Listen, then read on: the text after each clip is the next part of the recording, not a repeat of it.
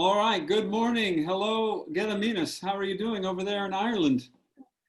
Hello, Todd. Thanks for contacting me. I'm really well, and I'm very honored to get a call from you.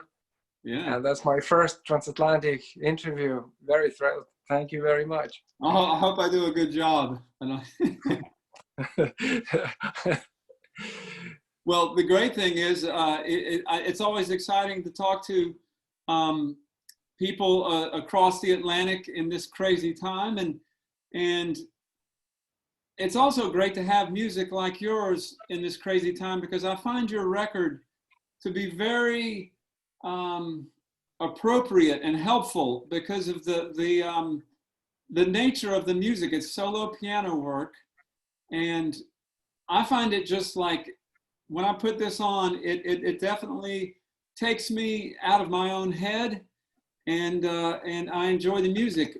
What kind of headspace were you in when you made this record?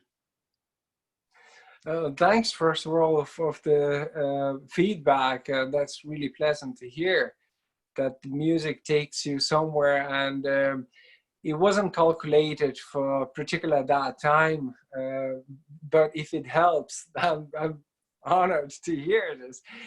Yes, it's the Headspace recording that album was really trying my concepts and design, and to see as a solo instrument the piano of trying to design music with this instrument. As we know, the instrument piano is could be either demanding or capabilities.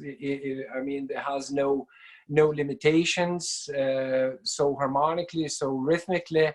It is a very big spectrum to fulfill. But if to talk about the design and the way we imagine the piano works, and we know from the greatest ones, composers, solo works of the piano, that some things catches our ears and stops us from rushing daily life. So that was the trying to calculate the style, how I would like to present not only myself, but accordingly to that, being on the edge somewhere of the new things, innovative things, new concepts, and at the same time the being in the mind tuning about awareness about the stylistic. I mean, stylistically, I'm talking about yes, jazz aspects, and but I'm aware that I'm not with a band, so I allow myself a little bit more than usual. For instance, like a little bit playing, let's say, in tempo wise. I can slow down. There's nobody is rushing me. I can take my time, and but as well, not only the jazz aspects, but we know great works from classical stuff, and it's incredible works in the past done. So it's a cliche, and combining maybe some aspects of those, and probably you can hear on the record that sometimes it goes maybe into classical field and it's becoming very obvious, and I'm pulling back. So it is a kind of balancing out, not going into traditional way of presenting piano trio, and then but not the classical either way. So somewhere in between, that was an idea actually in the first place. Yeah, and I think it works. You know, I love the how it's sort of. There are times when you can't really put your finger on either one, you know, because they're in there together, and that makes it refreshing. Um, I think my favorite piece is the one called The Blame Rests. And that one seems to me to go more into the classical, almost like I can almost hear like Ravel or something like in that one. What does that, first of all, what does that title mean, The Blame Rests? That's an interesting title. That's a good question. The blame rests. The title really, it's more like two parts of, it was a maybe silly idea, but I caught some few motives in it, and I just sat down and looked a little bit longer, and I got some vibe out of this, and I'm just thinking, what is this about? That the main motives are, and I discovered that it needs to be like an answer. It's like almost wouldn't be the dialogue, but it's a huge question, and it follows the second half of that piece, kind of an answer. The blame rests. It's really, that's where not a dialogue, but that question and answering. So approving things. I'm writing some small, trying to write some small remarks for myself, and probably I will publish that in the future. And this is reflection of my thoughts, really, what I'm writing about. So hopefully some in the future, not distant future, I will be able to share with listeners, and it might answer lots of more questions about this album. I'm very happy that the first step was done this direction. I didn't know what to expect, honestly, and what reaction from people. And I'm kind of very, I'm not kind of, but very happy that it's beyond my expectations, definitely. So the reaction of this album. So. Yeah, and this piece, The Blame Rest, you know, it's weird because I associate certain recordings with certain times of the year. So, for example, this record came out, I think Lost Sweets came out at the perfect time, because to me it sounds like an autumn, fall type record. And that piece in particular, The Blame Rest, to me sounds like an autumn type fall song that I love to put on in the early evening, you know, looking out the window. I don't know, is that weird? No, not at all. It's very funny because I left the space as well, invisible, that space, not between the notes space, but mindset space, which is giving the absolutely honest thoughts about music, about the understanding in general about music, and exposing myself. And I was suspecting that it's kind of friendly trap for a listener, that he will reflect his own way. He will hear and he will translate in his own way. So for me, for instance, is a blame rests sounds like, and for you it's autumn. That's cool. My predictions were right. And it's the same, like a more exact, the talking summer. I really was concentrating on the summer works. They were done like seasons from Vivaldi to who else did the seasons. Yeah. Well, my wife is whispering. Say it again. Huh? No, she said okay. Sorry. Yeah. So that was the friendly, is, I wouldn't call it a trap, but leaving the space to reflect personality. So I didn't put challenges and prior recording that we wait for wow something. No, that was not intention. What can you tell me about the piece Lost Sweet? That's that one is, it's a longer piece, and for me it's also very evocative. But I wonder for you, what sweet was lost, and what did you find? Well, that piece I dealt. I think that's I left it the third approach. The initially was written as the song, and I tried to play with guys. Yeah, it was a nice ballad, but it didn't take. When I tried to put on the solo piano, it didn't work well that much. So I started to searching some many elements of the melody.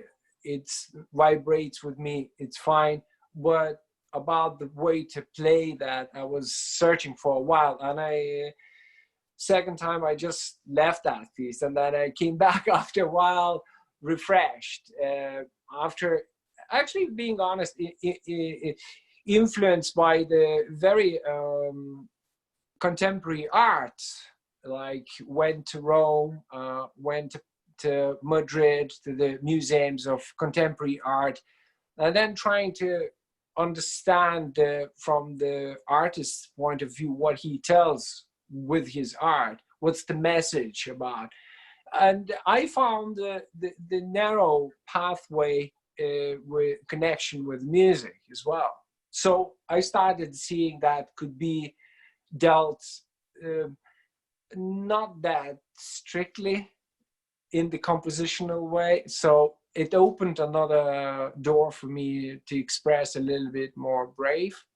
And then the third attempt, I said, yeah, it's more like what I want really from that piece. Yeah. Now, do I have this correct? This is your first album that you've released. That's me, first album. So. And you've been playing for, decades. Yes, I did record with the guys, but never had ambition to do my my own solo. I mean, this is in the back of my mind.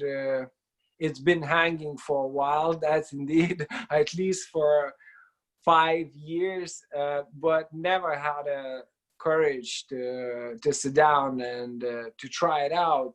And if I did try, I wasn't satisfied at that point.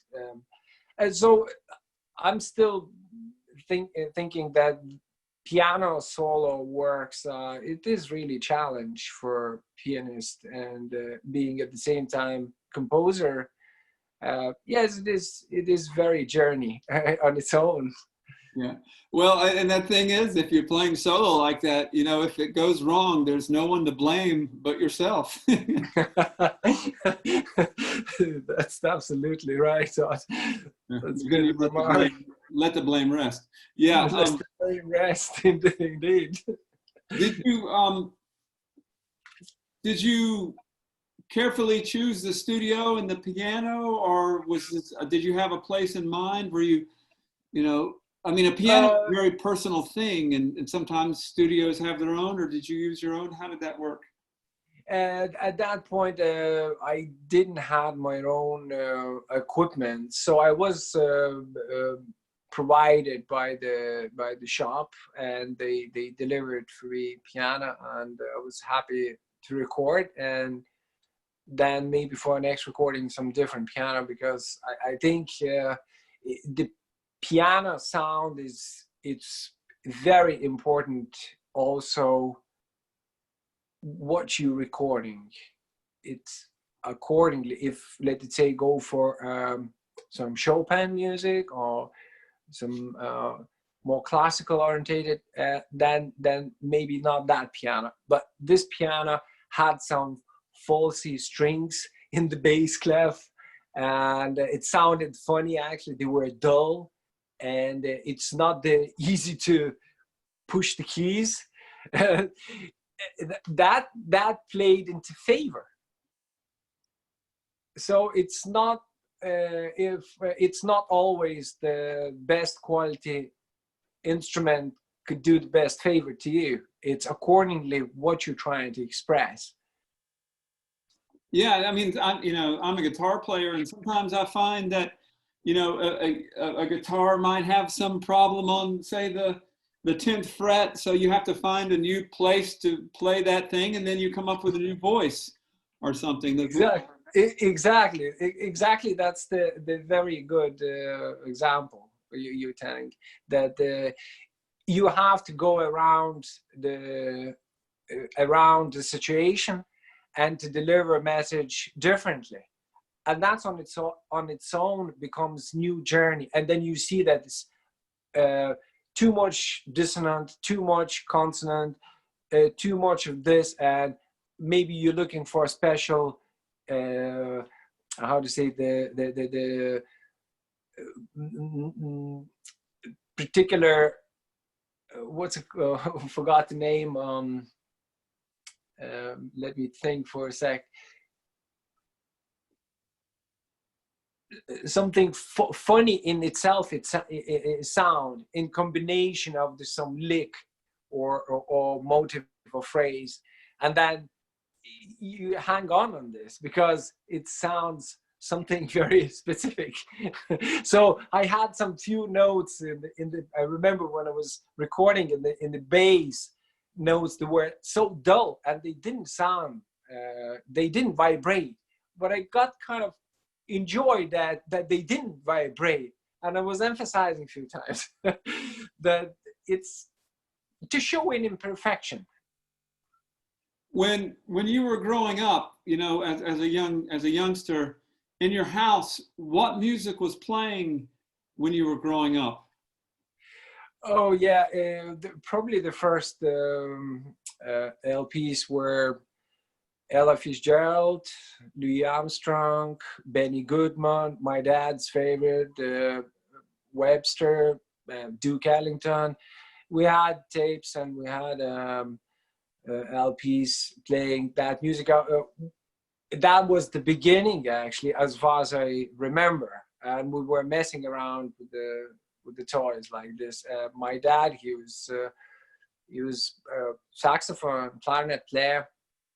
He was playing jazz and in the orchestras. My mom, she was a professional singer with choirs, with the chamber choirs, small choirs. And I was introduced, remember, with my brother. I had a brother and he was older than me 5 years, and my dad brought 2 clarinets and he said, try you both, and I just immediately rejected. And he got enjoyed, and he did a great studies and colleges, and he played really good saxophone and clarinet like that. I turned my back on these instruments. I couldn't understand how you can make a sound. So for me, it was piano was at home all the time. So they introduced me piano from small age. I can't remember, 5, 6, maybe. I started school, and bit by bit, it wasn't something fascinating, definitely not. But and when did you start hearing classical music? Because I can definitely hear it in the playing, and in the composition. Oh, classical music I was studying from small days. They brought me to the children musical school in Lithuania, in my small town, and my first teacher was immediately on the next lesson. I was introduced to the small scherzos and and etudes. So that's the journey began with music. Yeah, so you grew up in a small town or village in Lithuania. Where was it, and what was it like? It's right in the center of Lithuania, and it's called Panevėžys. Panevėžys. Panevėžys. Does that mean like right. Crab or? Very close. Vėžys, vėžys. It's the what's this? Lobster. Lobster, yeah, okay. Yeah, it's pa, like maybe not pa, like in French, PAS. But there's no really the name. It's just like if you break down that word, the name, you get some funny name. A lobster. It's actually, there is a river, and on that river there is from metal some artwork of the lobster, huge. I mean, maybe 2-3 meters, and the fontaines around. Maybe it reflects, of course, of my own town. That's where I was born, and yeah, so it's about 100,000 people, which was counted one of the biggest in Lithuania. It's the fifth city was in Lithuania, and we had a schools, music school, and we had a theater, and it was absolutely functional city. Yeah, and so wow, that's kind of amazing. And so when I'm kind of curious, at what point did you leave Lithuania? What year did you leave it, and did you continue your studies after high school in Lithuania or somewhere else? Oh yeah, I would say I was in the university in different city in Klaipėda, and then at the final year I got the contract. It was a little bit struggling with the money, and I was looking for work. I just sent the tape looking for work in any country, anywhere. Like, who wants to buy the resident piano player? Kind of this adventure, and I was looking forward to it. And immediately I got a call response, and within the week I was going for a summer, but the things changed in Ireland, and it's incredibly how people here in Ireland friendly. I made so many new friends. I started new studies here, and I was working, and my girlfriend arrived, and then here's the family after a couple of years, and we were together, and that was like 20 years ago. Yeah. So what? Yeah. Do you remember what year you left? That's 2001. 2001. Okay. I arrived in Ireland. Yeah. Yeah. Wow. Do you go back to Lithuania much? And I know they've always had incredible musicians there. I do. I'm coming back to visit friends, and my wife's parents, they live there. Yeah, we not too often, but it's not that far away either. So it's like a 2 hours trip on the plane. So it's very convenient. So when you released your new album, like when you got the physical copy, in your hand after all these years, how did it feel when you actually got the copy in your hand? I didn't realize in the first place that there has to be followed some procedures, and the getting license for printing and registering. So I'm very lucky that I got a call from Dominic Riley to the promotions, to the D promotions, and he said, let's meet up. And so we did, and here it changed drastically. So I didn't see half of the things how it's done, but once I got the album in my hands, it feels like, whew, it's done. One step is up. Like, I can't believe it. And I miss those moments of worrying, and like, what's the artwork on the CD, and is it everything correct? What's layout, and how much I'm in charge of this? And yeah, it's a journey. It's another world totally for a musician to experience, to release the album.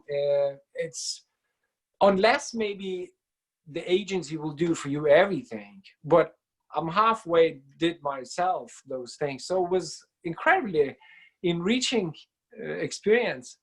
Yeah. And you know how hard it is to make the album, so I'm very proud. Yeah. Does it make you want to make another one? Definitely, I'm looking forward. My head is already on the one foot is on the another album, and some ideas are generating greatly, and I'm thinking soon to start recording the second one. Once you got on this path, you kind of know how to go back, and now I see the little bit things differently again. So I cannot tell what to expect, of course, but that it's something is going to be, I'm pretty sure. It's but I don't know what. It's like hopefully like a blame rest, and that's very title. And the song is spontaneous, loads of spontaneity in there. So I will see where it takes the journey. It's sometimes, if you're looking for inspiration, it's a little bit surprise. You don't know where it will lead to, and then you have to take the things what you like, maybe what you most appreciate, because you cannot accommodate all ideas, and you cannot accommodate all motives and sounds. Well, I'm really, Gediminas Karkauskas, I'm really excited about this record. I can't wait for the next one. So don't forget us when the next record comes out, and we'll enjoy playing this one. Thank you so much. Thanks for contacting, Todd. I really, really appreciate your call. And that's my, as I'm mentioning, that's my first transatlantic interview. I'm thrilled. I'm very honored. Thank you.